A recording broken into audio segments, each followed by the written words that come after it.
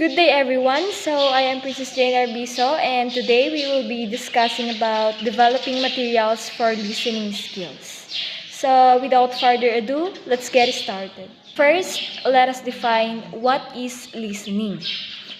Listening is the ability to accurately receive and interpret messages in the communication process. Listening is key to all effective communication. Listening is not a passive process. In other words, listening is very essential in our everyday life as a human being. And now let's move on to course book listening activities. According to Field of 1998, the typical textbook provided the following stages in a listening task. First is the pre-listening, second is the extensive listening, questions to establish situations, preset questions, intensive listening, review of questions or tasks, and inferring new vocabulary or examination of functional language. Field states that the model used by textbook is a product model in which success in listening is measured by correct responses to questions or tasks, as opposed to a process model in which teachers would follow up incorrect responses in order to determine where understanding broke down and to put things right. What are textbooks providing? In order to understand more clearly what textbooks have been providing in the way of listening activities, 5 intermediate students' books were examined.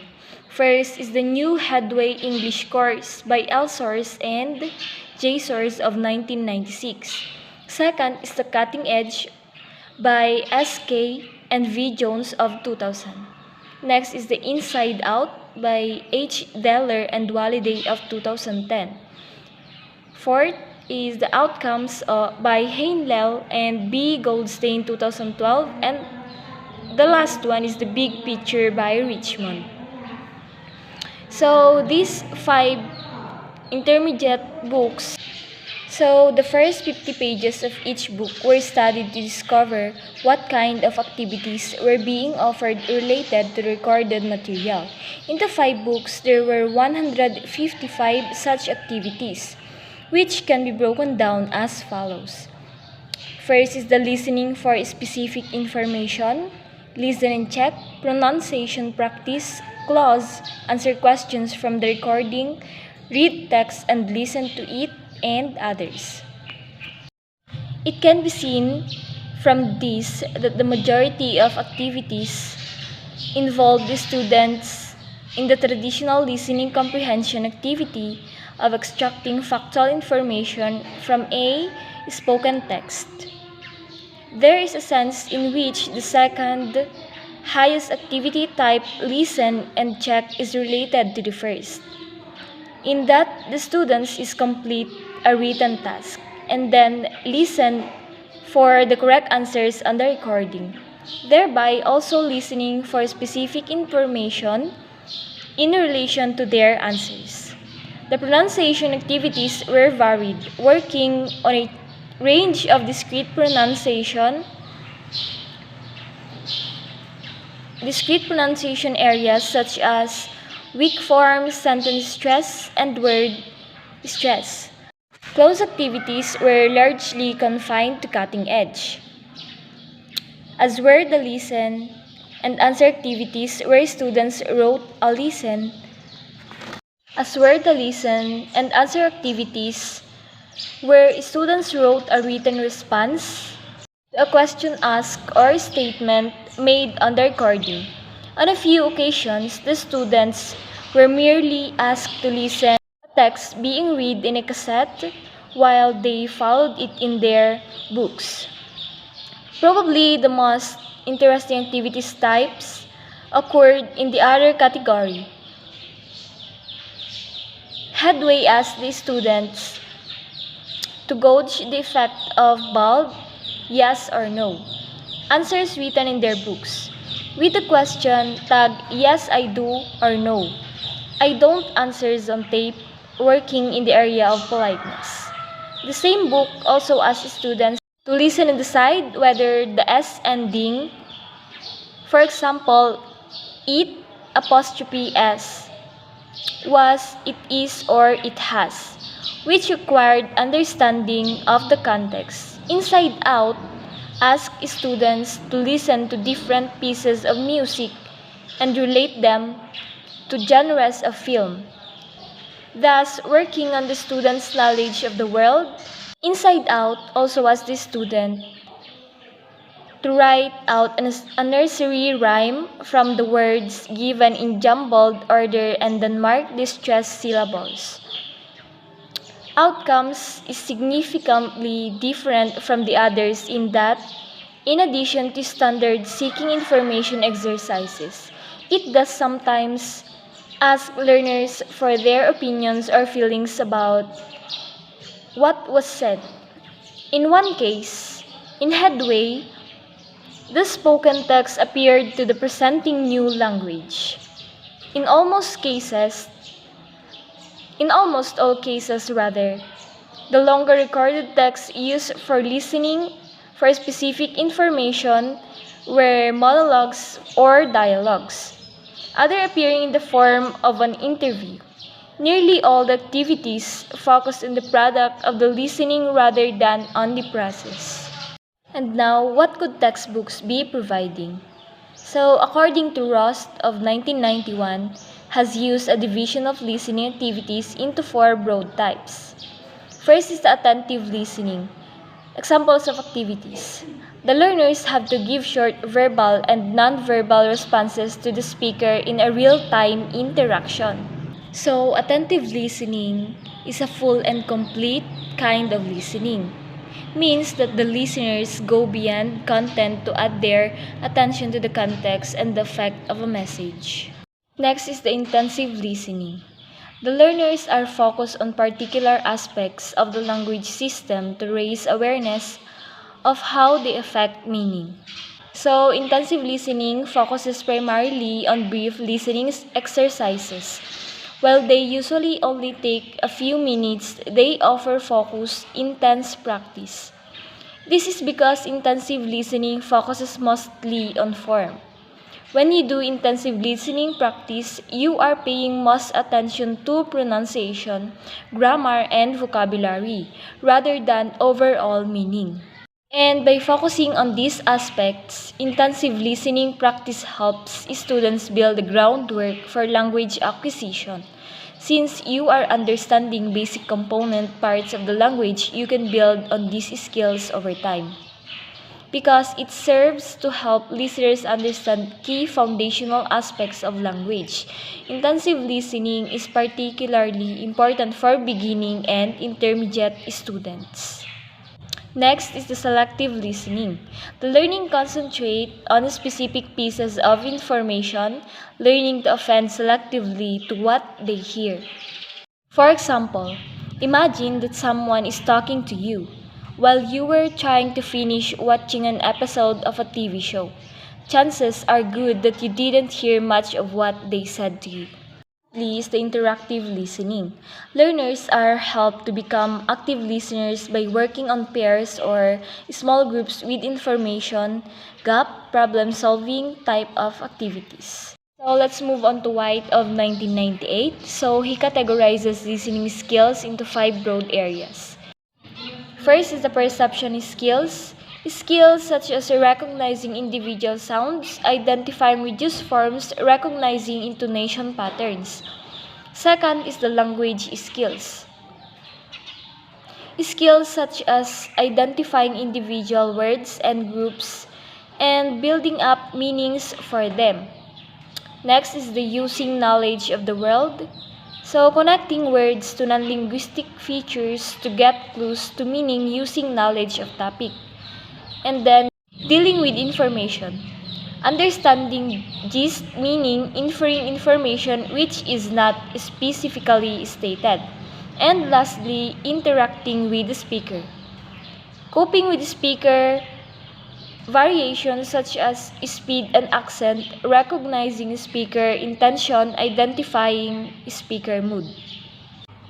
So, both authors then go on to offer a broad range of recipes for activities which can be adapted to all levels by grading the text and the task. Back of 2001 cites a number of taxonomies of listening skills which can also be used or amalgamated to provide a principal listening skills syllabus, were course books to be written using such systematic approaches to listening, they would be doing the language learning and teaching community as a great service. It would not be too difficult for course books to supplement their listening activities with activities make use of the following as sources of input. First is the teacher, second, other teachers, other learners in the class, invited outside speakers, people the learners have phoned, official speakers in public places, people interviewed by the learners, and discussion groups outside the school, etc. So, some well-resourced institutions have self-access centers which make many of the above available to their students. The most effective one we know is at Kanda University in Japan, where the students not only have access to all the above sources in their own time but are directed to make use of them in class time in activities which are designed to supplement their coursebook listening activities. Some additional types of relevant input. First, being taught to do something which they need or want to do. Second, being taught about something which is useful or interesting. Next, taking part in discussions with friends about topics of interest and concern. Next, listening to questions about what they need or want. Next, listening to announcements, listening to advertisements, listening to music for enjoyment, and lastly, listening to lectures and speeches or etc. So, as most learners of English will spend most of their English speaking lives listening to and interacting with other non-native speakers of English, it would help if they spend time listening to and interacting with non-native speakers in such events as those listed above.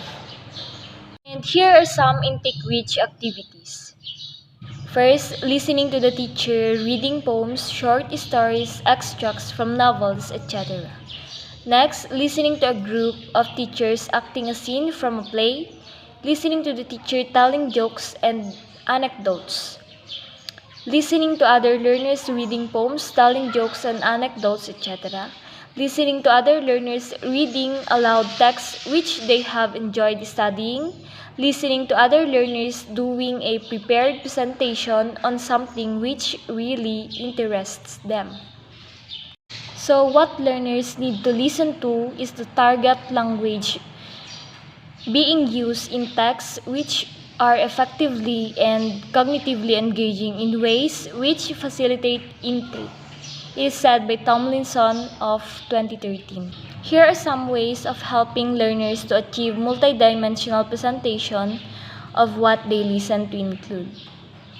First is not using listening text to test understanding of microfeatures of the text, not concentrating on short, simple listening text at lower levels, building up listening confidence by using a TPR approach with beginners, building up listening confidence by not testing learners at lower levels on what they have not understood but giving instead opportunities to make use of what they have understood. And getting learners to analyze what they do when listening experientially in the L1 and then encouraging them to try listening in the same ways when experiential listening is appropriate in the L2. Next is including extensive listening of potentially engaging texts from the earliest levels and resisting the urge to set questions to check comprehension. Lastly, encouraging the teacher and the teachers to tell anecdotes about their own experiences in relation to the topic of a lesson. Here are some ways of listening developing skills.